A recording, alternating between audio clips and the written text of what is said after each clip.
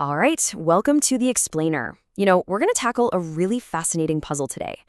Why is it that when big companies try to do good things, it can sometimes go so spectacularly wrong?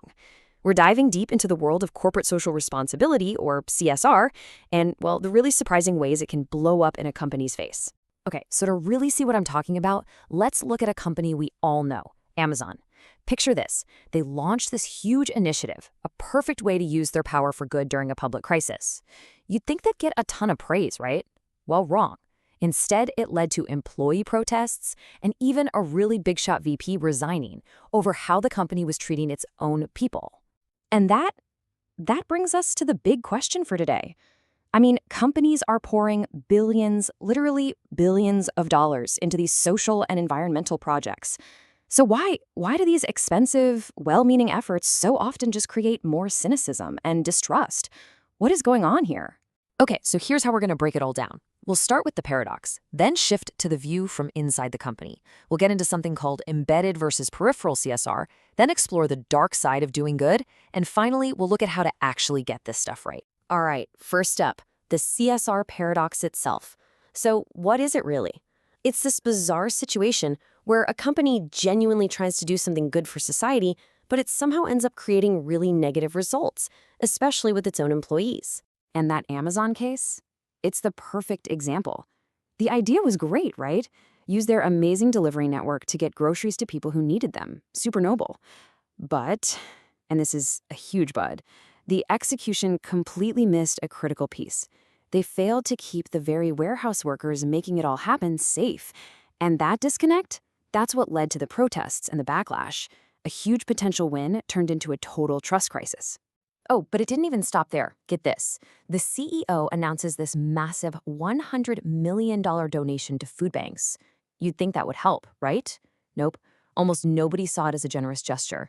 Instead, employees in the media just called it what they saw it as, a cynical move to distract everyone from how they were treating their own people. So you have to ask, what is really going on? How could both a big strategic project and a huge donation fail so badly? Well, it turns out the answer isn't about the company's intentions.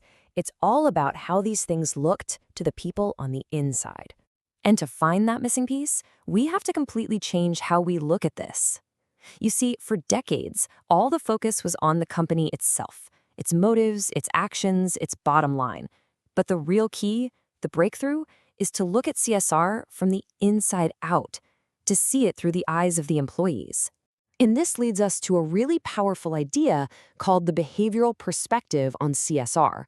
It's basically a framework that flips the whole thing on its head. It says, hey, the success of a do-good project has nothing to do with what the company intended. It has everything to do with how its own employees see it and feel about it.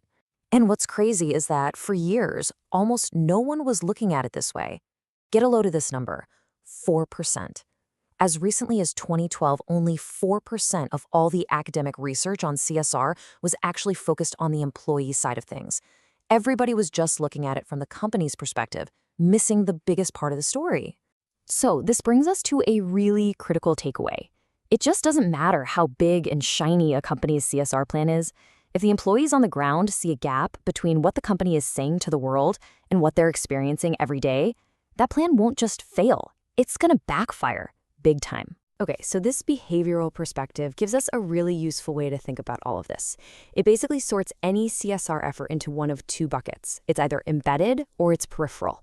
And trust me, understanding the difference between these two is the whole secret to why some company initiatives are inspiring and others just make people roll their eyes. So first, let's talk about embedded CSR. This is the good stuff. This is when doing good is literally woven into the DNA of the company. It's part of the core strategy. It's part of how people do their jobs every single day. It's not some little side project. It is the work. And then you've got the other kind, peripheral CSR.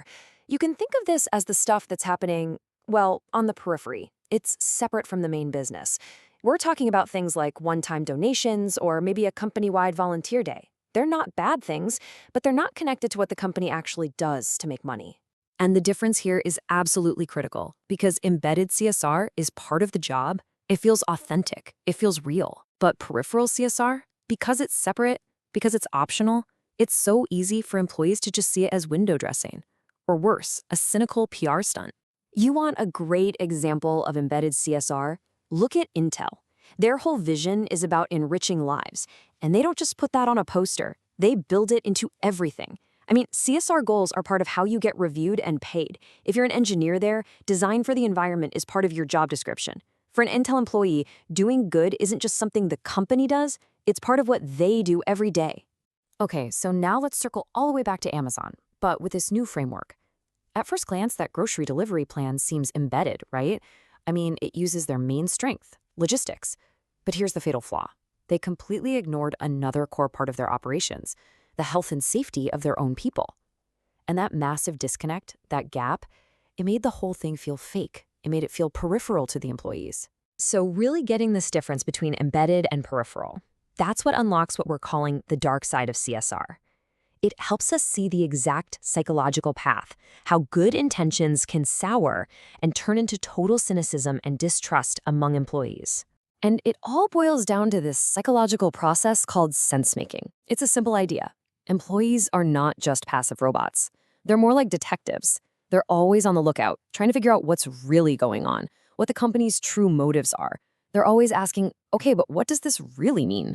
And that's how you get to cynicism. It's a four-step process, really. 1, the company launches some peripheral, disconnected initiative. 2, employees immediately spot the gap between the company's nice words and their own reality. 3, they decide the motive must be selfish. It's just for PR. And 4, the whole thing backfires. You don't get inspiration, you get distrust. And this is so important for keeping employees engaged. Think about it like this. Peripheral CSR, at its very best, might give you meaning at work. You know, it makes you feel kind of proud of the company you work for. But embedded CSR, that's the holy grail. That creates meaning in work. It makes you feel like the stuff you do all day, your actual job, really matters. And that is a world of difference when it comes to motivation. Okay, so we've walked through the problem, we've seen why things go wrong. So what's the answer? How do you actually get this right? Well, the cool thing about this framework is that it doesn't just tell us what's broken, it gives us a pretty clear roadmap for how to fix it. Really, the path forward is pretty straightforward. You've got to stop with the one-size-fits-all programs and actually involve your employees. You have to make sure what you're doing on the inside matches what you're saying on the outside. And this is the big one. You have to bake it into the system. Use your HR practices, performance reviews, pay, promotions to show that you're actually serious.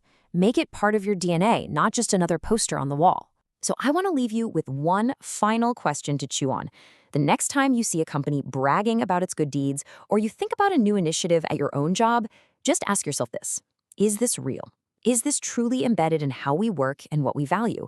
Or is it just for show? Because the answer to that question, well, it tells you everything.